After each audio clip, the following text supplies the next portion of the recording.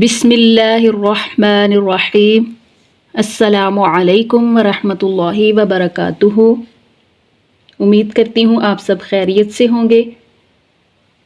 آج کا ہمارا جو ٹاپک ہے، آج کی ہماری جو ویڈیو ہے وہ تجوید کی اہمیت اور لحن کے متعلق ہے، کیونکہ ہمارے لیے یہ جاننا انتہائی ضروری ہے کہ لحن کیا ہے اور اس سے بچنے کے لیے تجوید کے ضروری قواعد سیکھنا کیوں ضروری ہیں۔ کم از کم ہمیں تلاوت قرآن کے متعلق اتنا علم تو ہونا چاہیے کہ قرآن و حدیث میں اس کی صحیح ادائیگی کا کیا حکم ہے، اور قرآن مجید کو قواعد تجوید کے ساتھ پڑھنا ضروری اور فرض ہے، اور اس کی فرضیت قرآن کریم، احادیث شریف اور اجماع امت تینوں سے ثابت ہے۔ تو پہلے ہم قرآن کریم سے اس بات کو ثابت کریں گے۔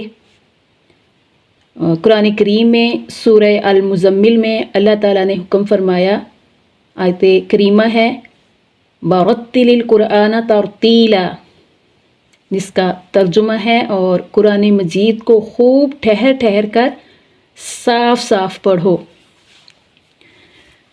علامہ بیضاوی رحمۃ اللہ علیہ نے اس آیت کا معنی اس طرح بیان کیا ہے، جوِّدِ القرآن تجویدا، تفسیر بیضاوی میں ہے، جس کا ترجمہ ہے قرآن مجید کو تجوید کے ساتھ پڑھو۔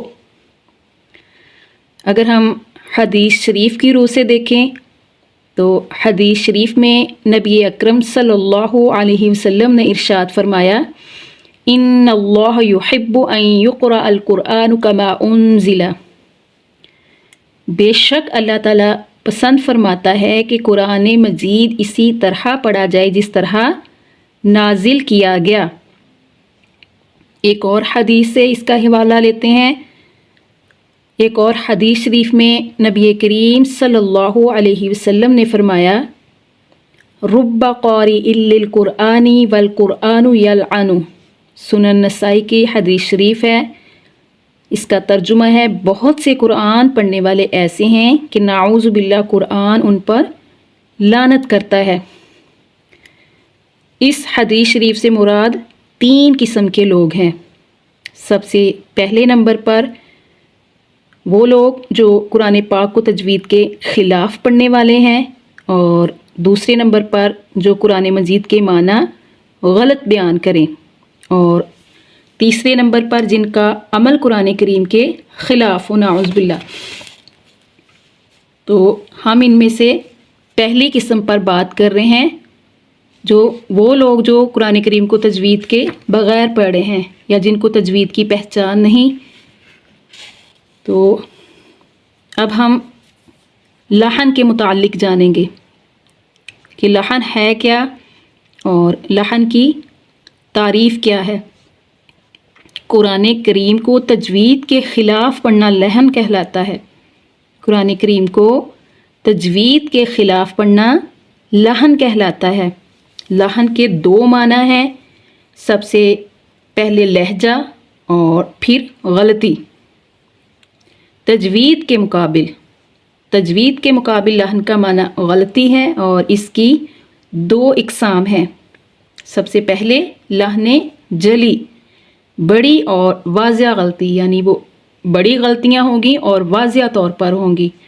اور پھر نمبر 2 پر ہے لحن خفی، چھوٹی اور چھپی ہوئی غلطیاں، چھوٹی ہوں گی اور چھپی ہوئی ہوں گی، پوشیدہ ہوں گی۔ ہم پہلے لحن جلی پہ بات کریں گے، بڑی اور واضح طور پر ہونے والی غلطیاں۔ اس کی درج ذیل صورتیں ہیں کہ جن صورتوں میں یہ غلطیاں ہوتی ہیں۔ اب سب سے پہلے نمبر پر جو ہے وہ ہے ایک حرف کو دوسرے حرف سے بدل دینا، ایک حرف کو دوسرے حرف سے بدل دینا۔ اب دیکھیں، سورہ فاتحہ قرآن کریم کی سب سے پہلی سورہ ہے، ہم اسی سے مثالیں لیں گے لحن جلی کی آپ کو سمجھانے کے لیے۔ اب صحیح ورڈ ہے صراط، صراط، لیکن ہم یہاں پہ تا کو تا پڑھ دیں، सिराता, सिराता। तो पढ़ना था, हमने तो की जगह ता पढ़ दिया, तो ये एक हरफ को हमने दूसरे हरफ से बदल दिया। ये लहने जली में होने वाली गलती है।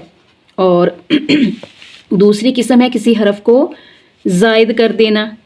अब इसकी मिसाल है जैसे अल्हम्दुलिल्लाह, अल्हम्दु सही वर्ड है अल्हम्दु, हम इसमें वाव मद्दा का इजाफा करके इसको पढ़ दें अल्हम्दु, अल्हम्दु, वाव मद्दा के हमने इजाफा कर दिया यहाँ पे।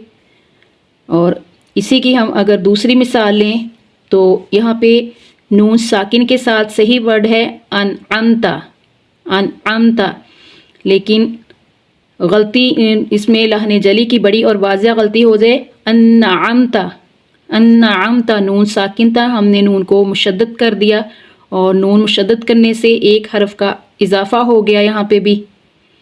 तो और तीसरी किस्म है किसी हरफ को घटा देना।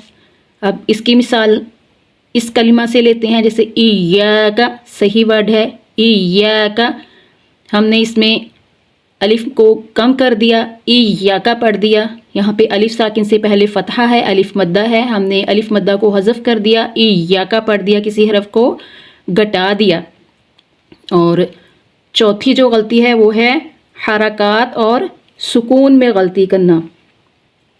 चौथी किस्म है हरकात और सुकून में गलती करना। जैसे अब यहाँ पे अलैहिम सही कलिमा है अलैहिम, आइन के ऊपर फतहा है, हम आइन के नीचे कसरा लगा दें इलैहिम, यहाँ पे हरकात की गलती हो गई इलैहिम के साथ।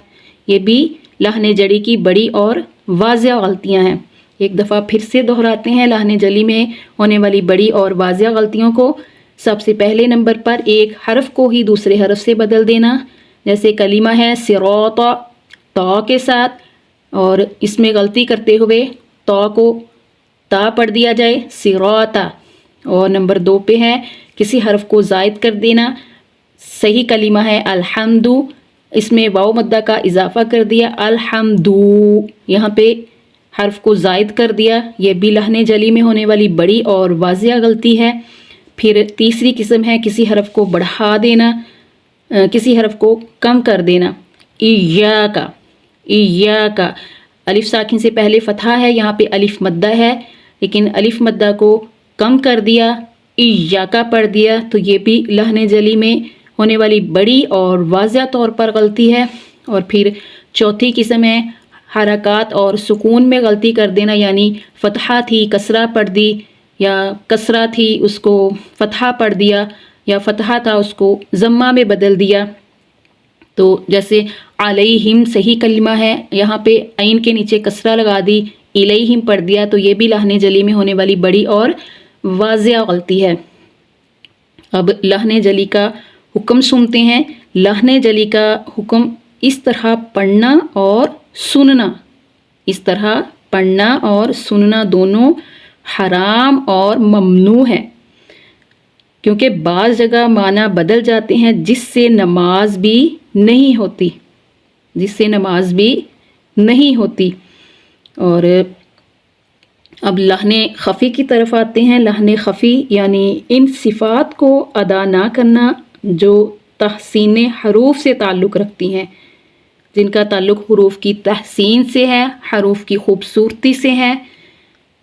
मसलन इसी सूरह से मैं आपको इसकी मिसाल दूंगी, जैसे अर्रहमा, अर्रहमा, निर्रहीम। यहाँ पे रा को पुर पढ़ेंगे, यहाँ पे भी रा को पुर पढ़ेंगे, लेकिन तहसीन में कमी करते हुए हम रा को बारीक पढ़ दें अर्रहमा निर्रहीम, तो यहाँ पे तहसीन में कमी वाक़या हो गई।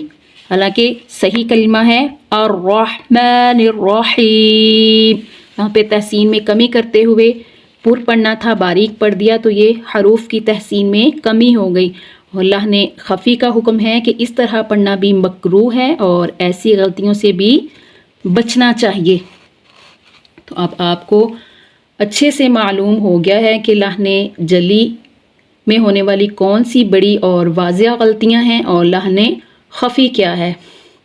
الحمدللہ ہم نے آج تجوید کی اہمیت کو قرآن و حدیث کے ذریعے جانا، اور لحن کیا ہے، لحن جلی میں کون کون سی غلطیاں ہوتی ہیں، اور لحن جلی اور لحن خفی کا کیا حکم ہے، اور ان غلطیوں سے کیسے بچا جا سکتا ہے۔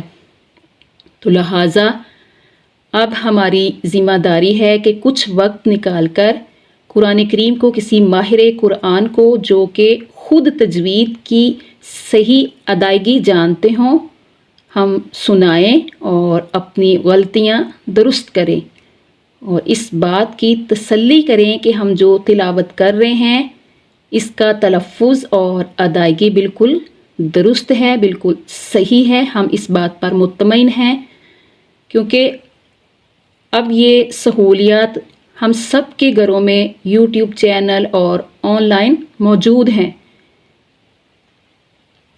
مثلا اگر ہمارے پاس اب وقت نہیں بھی ہے تو ہم گھر بیٹھے بھی ان سہولیات سے فائدہ اٹھا سکتے ہیں اور بغیر کسی مشقت کے فائدہ اٹھا سکتے ہیں۔